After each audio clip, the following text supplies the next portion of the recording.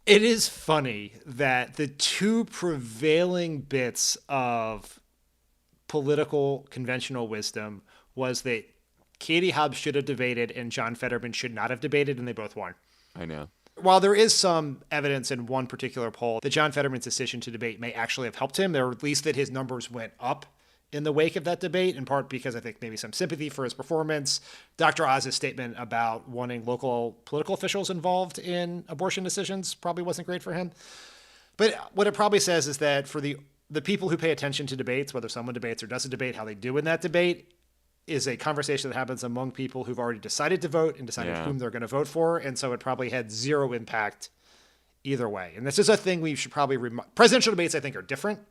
They have a much larger audience. The conversation is bigger. They're broadcast on national television, on the networks.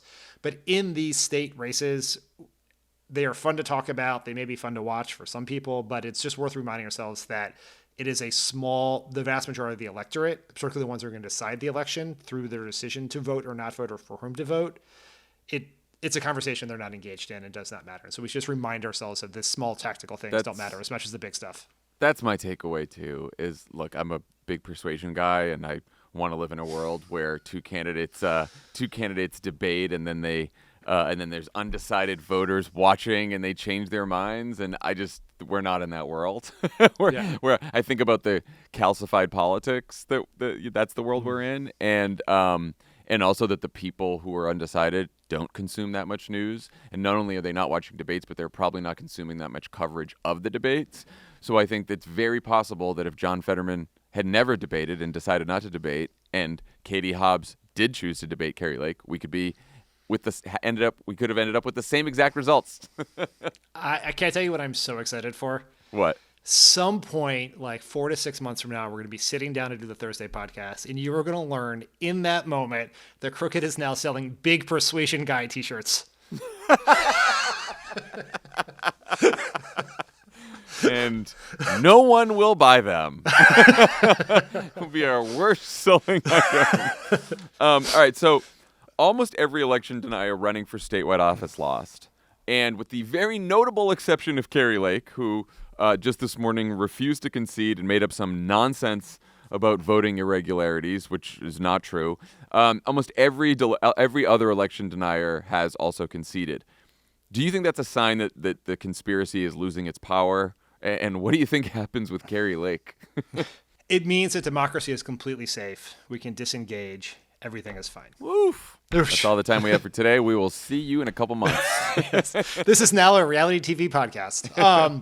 I don't know what happens with Kari Lake. I don't think it really matters. There are legal processes with which people can contest election results. Yeah. I don't know what she is going to do. She will follow those, yeah. I think it says two things. One is the best way to avoid election deniers, potential insurrection, all the things, is to just win by a lot, right? Like Doug Mastriano was an actual insurrectionist. He was unable to challenge elections because he got his ass kicked. So if you want to avoid it, kick people's asses. In some states, that's going to be impossible because the margins are so narrow, but when you do, that solves that problem. And if all of these Trump big lie candidates conceded like normal Republicans, it probably speaks very directly to the specific sociopathic danger that Donald Trump is. Only he can take this all the way to the end in a way that ends so dangerous. To believe it so much or trick yourself into believing it so much that you send an armed, violent crowd to the Capitol to murder your vice president in an attempt to keep power, like that is something very specific to him. And and I think that is like when you ask, the question about David Pluff's tweet, like act accordingly, because that threat still exists, even if as long as Donald Trump's in politics, that threat exists. Yeah. I think the results of this election also made them realize that it's not very popular to be an election denying extremist. Yeah. It's also in like what, this is impossible to sort of sort through and pull apart, but like most of these election deniers were extremists, not just because they believed in the big lie, not just because they wanted to criminalize all abortions with no exceptions, most of them, but there were plenty of other crazy things they said too. Like it's just hard to, Doug Mastriano is like posing in a Confederate uniform in a picture. Like there's, Blake Masters is saying that the Unabomber had was an underappreciated thinker. Like these people had plenty of crazy shit to pick from here.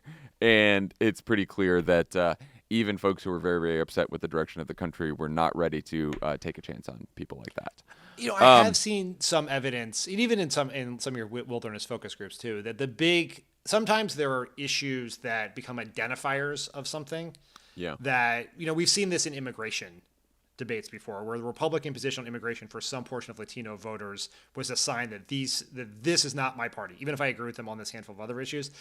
And for some set of voters, the big lie mattered. It was a sign that you were not tethered to reality or to seriousness, or you were too Trumpy in a way that I think mattered.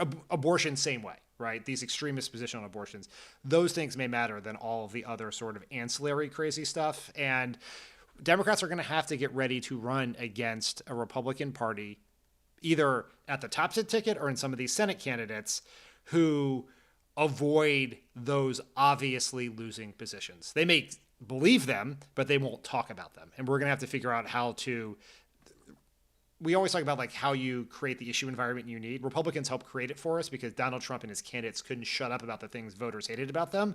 That will be different next time, unless Donald Trump's at the top of the ticket. And by the way, they will be aided by a media that will love a storyline that Republicans have decided to quote unquote moderate themselves. I am already throwing up in my mouth thinking about the Ron DeSantis coverage as the both sides press yearns. Yearns for a normal Republican who bullies gay and trans kids from the podium. It's coming. It's coming. It's just like being 2 degrees less clumsy or less obvious an asshole than Donald Trump does not make you George H.W. Bush, people. We talked a lot about the House and Senate dynamics on Tuesday's pod, but now that we know who the leaders are and what the margins will be, what do you think we can expect from Congress over the next 2 years? Well, I guess we don't know yet that McCarthy will be the speaker. He still has to go get those 218 votes. He fell 31 votes short in the nomination process, which is large. I would expect he ends up the speaker. There is no obvious other person out there. And that 31 votes is leverage for whatever insanity Republicans want. And we've already seen it. It was mentioned, like buried in the New York Times, that one of the things that McCarthy has agreed would be on the Republican agenda is investigating the treatment of the quote unquote political prisoners from January 6th. And then this morning, the House GOP Twitter account tweeted out, Hunter's laptop is real, all capital letters. Yeah. So like they're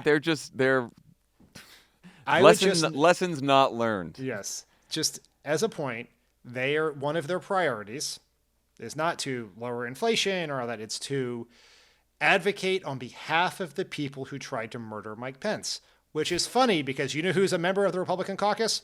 Greg Pence, his brother. Oh yeah, I always forget that. I'm glad you. Yeah, the New York Times put it well, and they said just in one of the stories that their agenda is investigative, not legislative, which is exactly right. All they want to do is investigations, and that's how Kevin McCarthy's going to keep his caucus together, by promising those things. So it's going to be an interesting 2 years. What do you think about this? Did you see that we might not get the debt ceiling down in the lame duck? Because fucking Joe Manchin again is like, oh, we need a bipartisan. Oh. The election was 9 days ago, and we're right back into the Manchin cul-de-sac. I mean, it's insane. It is insane.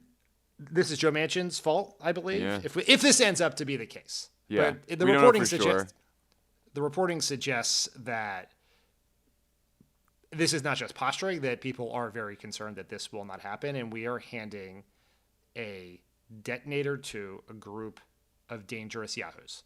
And like a caucus that's basically now run by not really Kevin McCarthy, but Marjorie Taylor Greene, and she gets to decide what happens. She gets to decide whether the global economy blows up or not.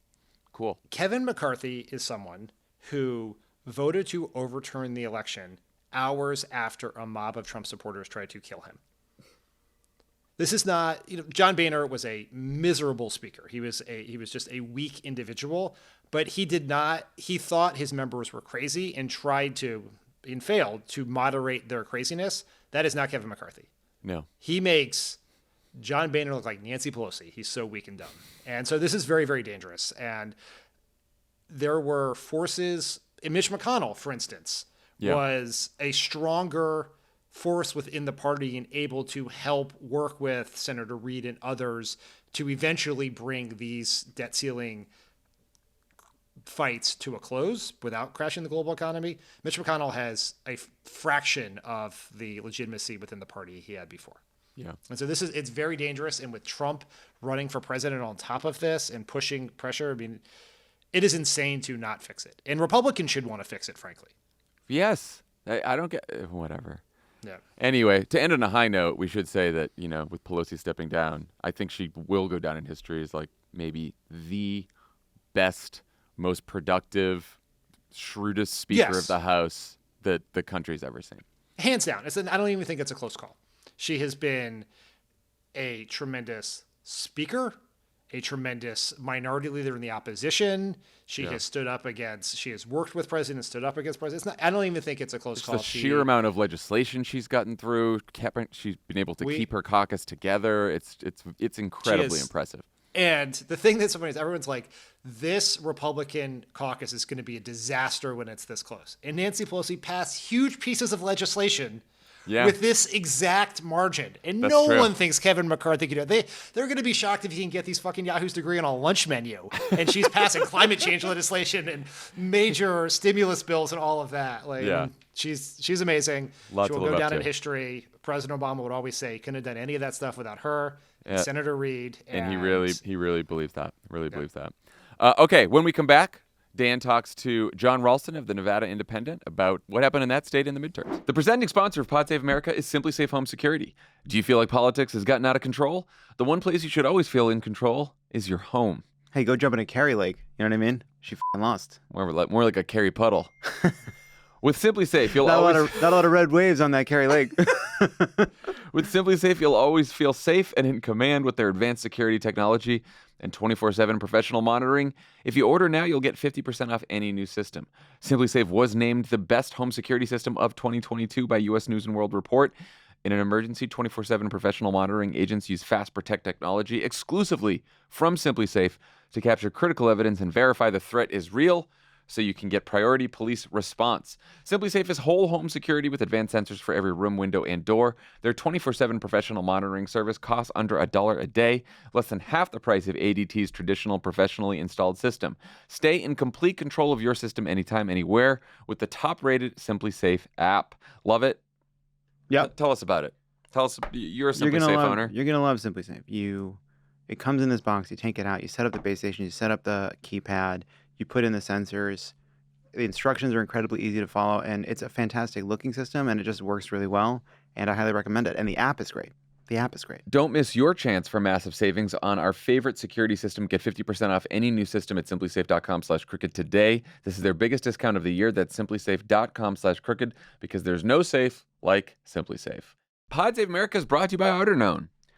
Outerknown is offering men's and women's clothing where style meets sustainability. Their mission is to provide great clothes that don't harm the environment. Sustainability is not something they take lightly. It's literally why the company exists. Outerknown only works with factories that pay fair living wages and provide safe working conditions. 95% of products are made from organic or recycled materials. Outerknown clothes are high quality, sustainable, comfortable. They fit great. There's timeless style made to last for multiple years. We love Outerknown. Huge fans of Outerknown. Tommy wears the Outerknown sweater. He has like at least 3 or 4 out of 7 days a week. Yeah. You know? Yeah. That's what he does. A number of days a week. Plurality of days. The mode of days. He's somewhere wearing it right now. Probably. That sweatshirt is his clothing mode. Go to outerknown.com today and enter the code Crooked at checkout, and you'll get 25% off your full price order. That's outerknown.com, outerknown.com. And remember to use the code Crooked at checkout for 25% off. Check them out today, outerknown.com, and don't forget promo code Crooked for 25% off. Pod Save America is brought to you by Policy Genius. Did you know life insurance through your workplace may not offer enough protection for your family's needs? Policy Genius gives you a smarter way to find and buy the right coverage. Policy Genius was built to modernize the life insurance industry. Their technology makes it easy to compare life insurance quotes from top companies like AIG and Prudential in just a few clicks to find your lowest price. With Policy Genius, you can find life insurance policies that start at just $17 per month or $500,000 of coverage. And Policy Genius has licensed agents who can help you find options that offer coverage in as little as a week and avoid unnecessary medical exams. They're not incentivized to recommend one insurer over another, so you can trust their guidance. There are no added fees, and your personal info is private. No wonder Policy Genius has thousands of 5-star reviews on Google and Trustpilot. Your loved ones deserve a financial safety net. You deserve a smarter way to find and buy it. Head to policygenius.com or click the link in the description to get your free life insurance quotes and see how much you could save. That's policygenius.com. This episode of Pod Save America is brought to you by Cariuma, the sustainable sneaker worn by skaters, surfers, and Pod Save America hosts. They're reimagining classic sneakers with you and the planet in mind. Cozy season's in full swing, and they're making the cool, seriously comfortable shoes you need right now. Finally back in stock after a 77,000 person wait list. Their bestseller comes in organic cotton canvas or ultra soft, responsibly sourced suede. Low tops are a given, but the Aka family includes a padded high top silhouette for a cozier fit. Cariuma also gave us a little insight into their top selling colors this season. Check out their rose, gray, and off-white canvas styles, or treat yourself to a pair of navy or camel suede. The classic look means you need only one pair, but try them on, and you might wonder if one is enough. I own a whole bunch of pairs. He has so many Cariumas, out of control. It's just, they're great. I don't Can't know what else stop to say wearing about them. You all know this. They're comfortable. They look great. They're great. They're affordable. It's no secret the way people love the Aka with over 20,000 5-star reviews, but they have already won over celebrity fans like Jon Lovett and gained coverage in Vogue, Rolling Stone, GQ, and more. Yeah, see my spread in Vogue. For every pair of sneakers sold, Cariuma's team plants 2 trees in the Brazilian rainforest. Cariuma ships fast and free in the USA, in addition to worldwide shipping and 60-day extended returns, free of charge. They deliver right to your front door using single-box recycled packaging. And for a limited time, Pod Save America listeners can get an exclusive 15% off your pair of Cariuma sneakers. Go to cariuma.com/crooked to get 15% off. That's cariuma.com/crooked for 15% off, only for a limited time. Joining us now is the person who reminds us every 2 years that the Silver State matters, Jon Ralston, the Nevada Independent. Jon, welcome back to Pod Save America. Hi, Dan. Right around the time early votes start coming in your state, I set up Twitter alerts for you so I can track what's happening. So I know that you are relatively sleep deprived these days. I've been pretty busy. So we're grateful that you would take the time here when you should be heading towards your vacation, I would hope, to talk to us about this. Actually, it's funny how many Twitter friends I make every other year, and suddenly they disappear. It's like a one election stand, Dan. It's so hard.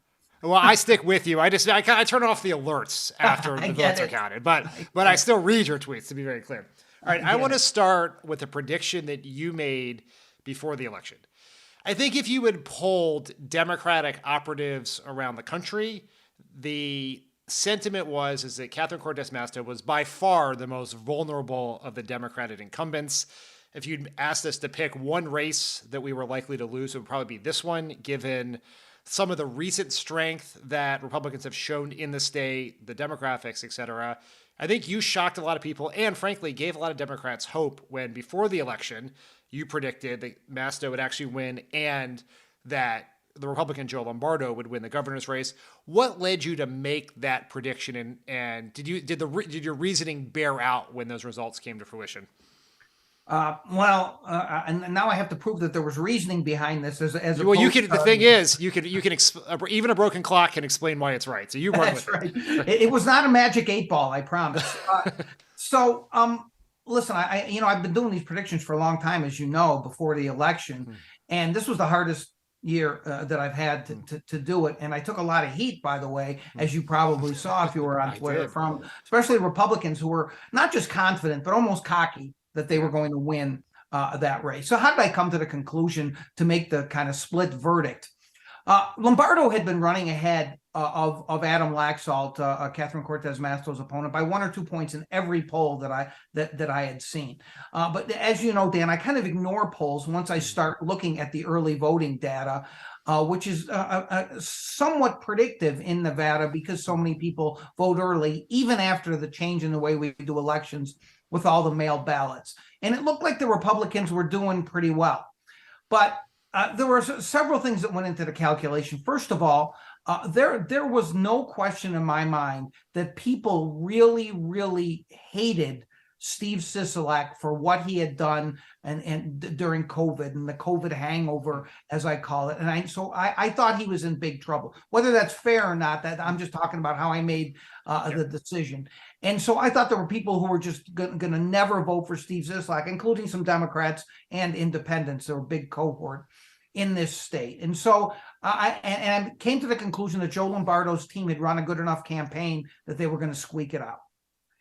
So Catherine Cortez Masto was running against someone who I think the national media really missed something in focusing so much on Blake Masters and Herschel Walker and Dr. Oz as being these terrible Trump-endorsed candidates that had made what should have been wins very, very iffy. Adam Laxalt's a terrible candidate. The only difference is that his campaign was able to cocoon him enough so he didn't say as many dumb things as some of these others. And he had worn out his welcome here, Dan. He had upset a lot of Republicans by blowing what they thought was an almost sure thing governor's race, therefore giving Democrats complete control of Carson City and the ability to redistrict and reapportion however they wanted. And so there was some buyer's remorse going on in the Republican Party that a lot of people did not pick up on, and especially in Washoe County, which is where Reno is, and which, by the way, he ended up losing by 5 or 6 points. And so Catherine Cortez Masto had run almost a flawless campaign, very disciplined. She worked really hard the last month, and her media in defining Laxalt as this kind of child of privilege carpetbagger who moved here to run for office and who was caught on tape saying Roe versus Wade was always a joke. And they played that over and over again. I thought, combine all those factors with the fact that despite the premature burial of the so-called Reid machine here, it was still alive and well and would just barely push her over the top. So that's how I came to that conclusion.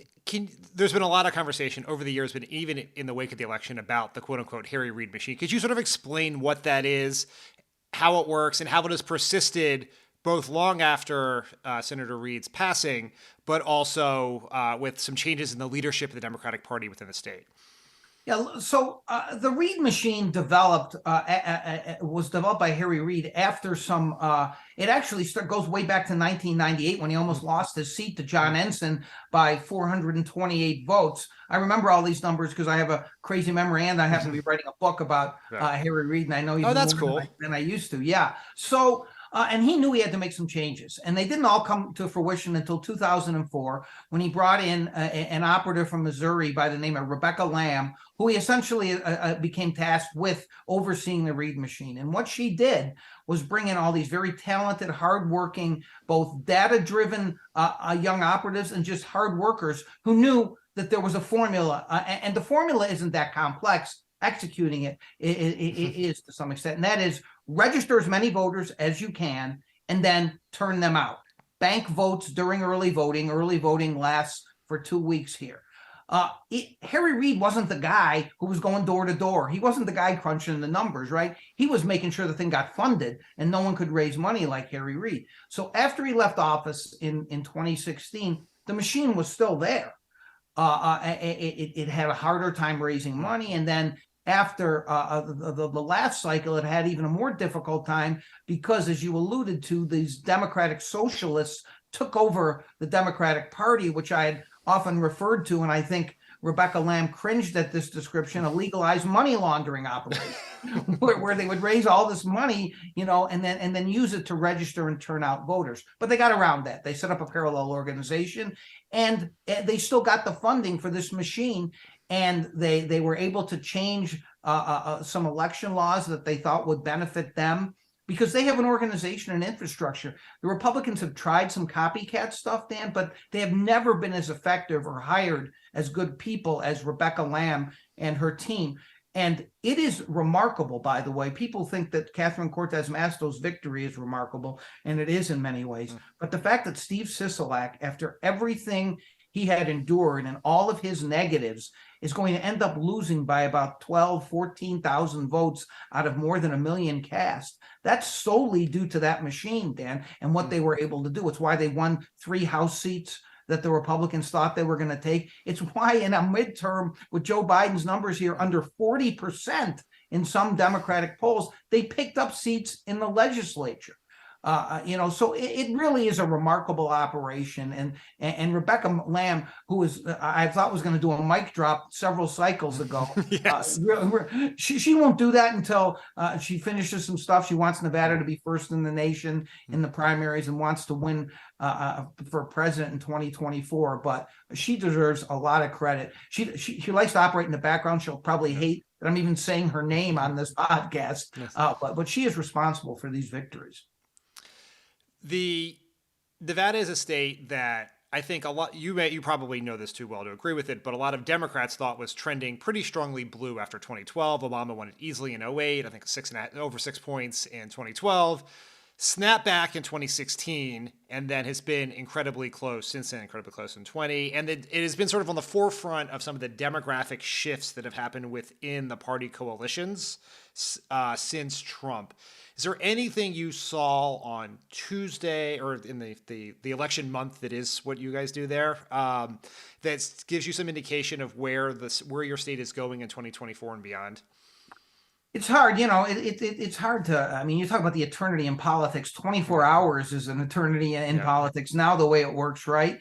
As opposed to 2 years. But listen, there is no question that that if you just look at the numbers, Nevada has turned slightly rightward since the time that Obama did so well in the state. He won by double digits the first time, and then, as you say, won by 6 or 7 points the second. But I'm not sure that is something the Republicans can bank on. And Washoe County, which is really the deciding county and really the bellwether county in Nevada, the way it works real quickly is that Clark County, where Las Vegas is, has 70% of the votes, very heavily Democratic, although less so than it used to be. The 15 rural counties are deep red counties, and then they try to offset whatever the margin is in Clark, and then Washoe decides things.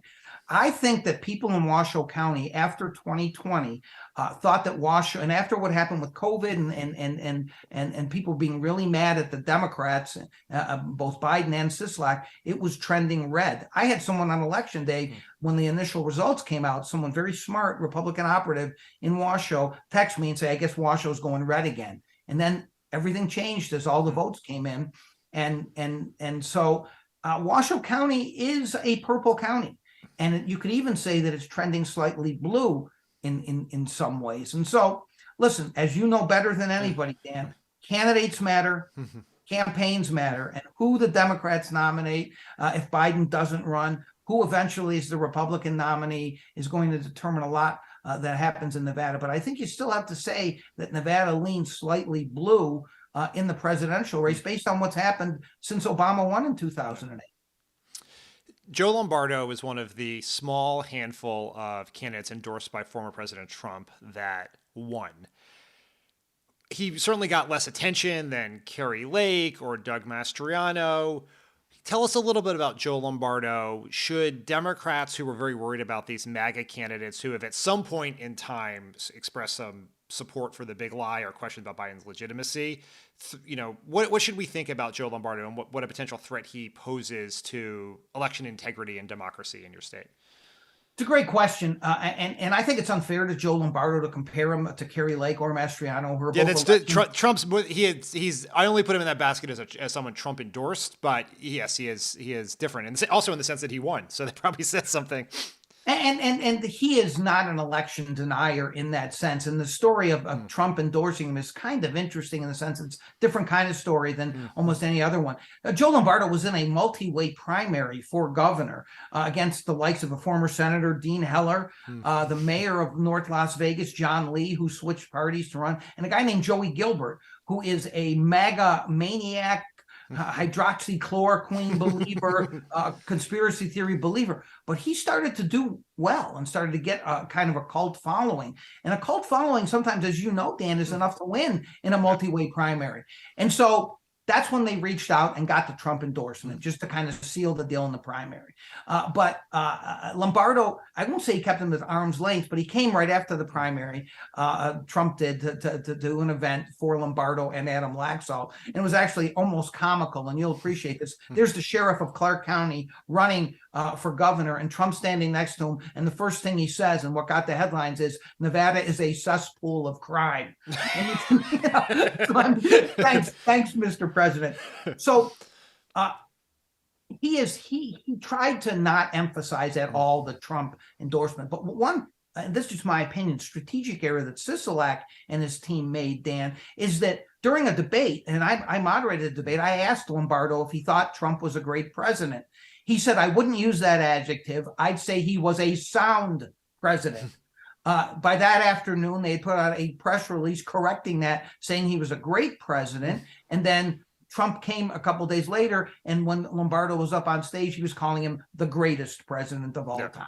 So it was a kind of pathetic bending of the knee, but like almost all Republican candidates think they have to do this. And the New York Times reported last week or this week, I'm sorry, Dan, all the time is running together. I understand it. For me, exactly what I thought had happened is Trump heard about what he said in the debate, went crazy, was going to withdraw the endorsement until they put out the corrective statements on that. But he's not an election denier. He did the nod to election integrity, which are the code words that the base needs to hear. But he has not talked about overhauling election laws. Sure, he's for voter ID like every Republican is for, but that's going nowhere in a democratically controlled legislature. A real election denier Secretary of State who could have done some damage lost.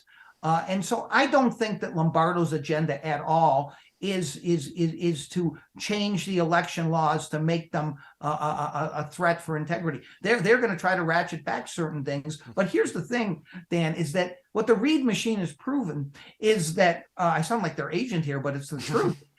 Is that it doesn't matter what the system is. They're going to out-organize, they're going to outwork and outfund whatever the system is. And so I do not consider Joe Lombardo a threat. The thing about Joe Lombardo, sheriff of Clark County, he's a cop his entire career. He doesn't know anything about state government or these state issues. He was able to fake it through superficial answers during the campaign. He's got a lot to learn. And who he puts around him, I think, are going to be the signal on that issue you asked about and other issues in state government. Last question for you. You mentioned Rebecca Lamb's desire to make Nevada the first in the nation in the primary process. We don't know whether we're going to have a Democratic primary this year, this upcoming election cycle. There may not be, but the DNC is looking at how to rearrange the calendar.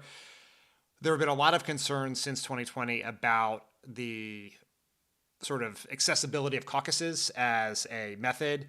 Is Nevada considering switching to a primary in order to be in the front of the calendar? Is there anything you can tell me about how the party there is thinking about it? Yeah, they changed it. They changed the law. And so it's going to be a primary because just for this reason, Dan, because they knew that the Iowa caucus was a nightmare.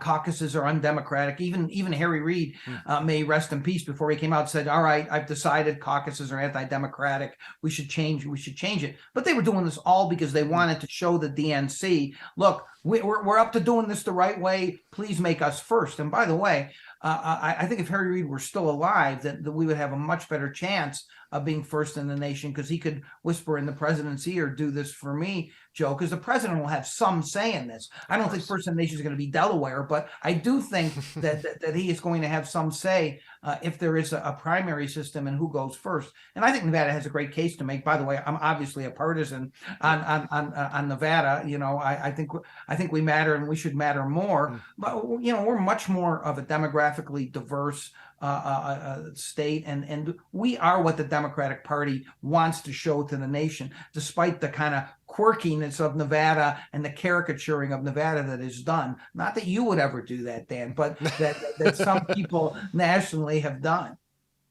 Jon Ralston, thank you so much. I hope these final votes get counted and you get to take a long vacation And thanks for all your hard work and keeping us updated on what was happening this election. Thanks for having me. Pod Save America is brought to you by Helix. Helix Sleep is a premium mattress brand that provides tailored mattresses based on your unique sleep preferences. The Helix lineup includes 14 unique mattresses, including a collection of luxury models, a mattress for big and tall sleepers, and even a mattress made just for kids. They got one big enough for Fetterman. They got a Fetterman mattress. They got a DeSantis mattress. They got a Fetterman Lux. So how will you know which Helix mattress? DeSantis is short. He's super short. So how will you know which Helix mattress works best for you and your body? Take the Helix Sleep Quiz and find your perfect mattress in under 2 months. And your personalized mattress is shipped straight to your door free of charge. They even offer a 100-night risk-free trial. Try out your new Helix mattress, see how your body adjusts, and if you decide it's not the best fit, you are welcome to return for a full refund. Lovett took the Helix Sleep Quiz, and he was matched with a Don Lux because he wanted something that felt firm. It was firm, and he sleeps on his. Nice. I sleep on my side, my back, my stomach, the floor. I'm all over the place. And I feel like this mattress must have been an upgrade on your old one. It says here to say that it was an upgrade on my old one, and in fact, I got a second Don Lux for where my parents sleep. And a friend of mine staying in what I call the breakup suite, and they were like, "I love the mattress in there." I was like, "Guess what? It's a Don Lux from your friends at Helix." And then they were pretty happy, weren't they? They were. I mean, they're pretty fucked up, but not because of the mattress. Okay. They're sad, John. Right, because it's the breakup suite. Yeah. Helix mattresses are American-made and come with a 10 or 15-year warranty, depending on the model. And remember, you get to try it out for 100 nights risk-free if you don't love it. I know you will. But if you don't, they'll pick it up for you and you'll get a full refund. Helix is offering up to $200 off all mattress orders and 2 free pillows for our listeners. Go to helixsleep.com/crooked. With Helix, better sleep starts now. That's helixsleep.com/crooked. Pod Save America is brought to you by ZipRecruiter. We all have people in our lives who we're thankful to for helping us navigate life. Your spouse, your therapist, sometimes both. Sometimes they're one person. We can also be grateful for those who make our work lives easier. That's why it's so important to have the right people on your team. And if you want to hire these people for your business, you need ZipRecruiter. And right now you can try it for free at ZipRecruiter.com/crooked. What's to appreciate about ZipRecruiter? Well, it uses powerful technology to find and match the right candidates up with your job. You can easily review these recommended candidates and invite your top choices to apply. Additionally, you'll love ZipRecruiter's complete suite of tools because they make it so easy to filter, review, and rate your candidates. Plus, 4 out of 5 employers who post on ZipRecruiter get a quality candidate within the first day. So, if you want a stress-free hiring process, trust me, you'll be so thankful you tried ZipRecruiter. Just go to our special URL to try it for free, ZipRecruiter.com/crooked. Once again, that's ZipRecruiter.com/CROOKED. ZipRecruiter is the smartest way to hire. Pod Save America is brought to you by Duolingo. Did you know that every 14 days a language dies? Or that cursing can scientifically reduce physical pain? Well, aren't we lucky? Radiolingo, a brand new podcast from Crooked Media and Duolingo, explores these topics and many more. Hosted by James Beard award-winning writer and audio journalist Ahmed Ali Akbar, Radiolingo investigates all the ways that language shapes our world and how our world shapes language. Each episode explores a different way language plays a role in our life, such as how does gendered language shape the way we see the world? Can activism change the grammar of language? Ahmed speaks to activists, historians of gender, and language teachers about how different languages approach gender. Find out how language shapes your life. Listen and subscribe to Radiolingo wherever you get your podcasts. New episodes drop every Tuesday. The Crooked Store just launched brand new holiday merch inspired by your favorite Crooked podcasts. New items include a Bake Appreciator apron. Fucking brilliant. I'm so pleased. What a great idea. Just great. For all you take appreciating bakers out there, I can't wait to see. I want to see a picture of Elijah in his take appreciator apron. That's what I want to see. A magnetic poetry kit that allows you to make your own Notes app apology. Okay. And more.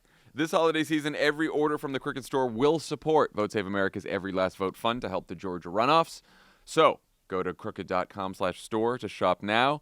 And speaking of Georgia, early voting starts Monday, November 28th for the December 6th runoff. There's not much time. If you're a Georgia voter, head over to votesaveamerica.com to make your plan. If you're not a Georgia voter, but you still want to help, which you should, you can find remote and in-person volunteering opportunities at VSA.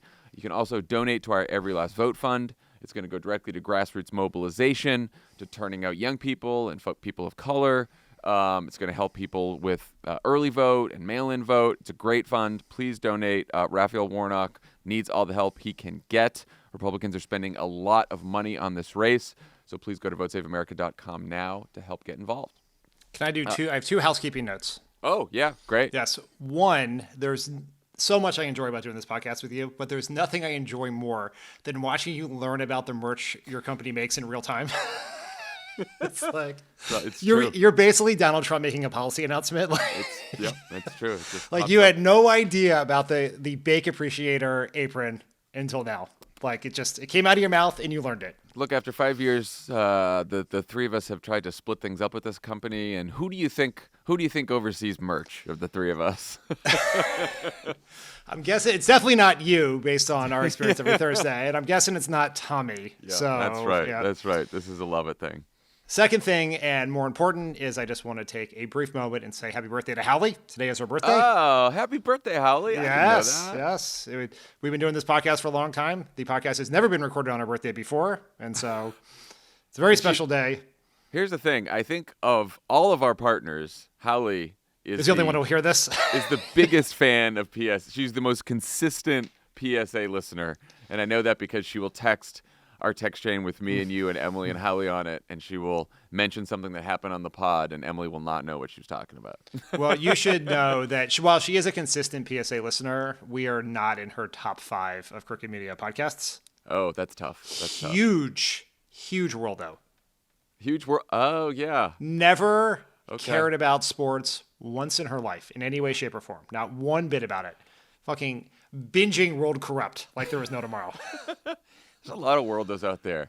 My buddy from college visited me over the weekend, and he was like, I don't have time for a lot of pods. I listen to Pod Save America, and of course, Pod Save the World. Yeah, of course.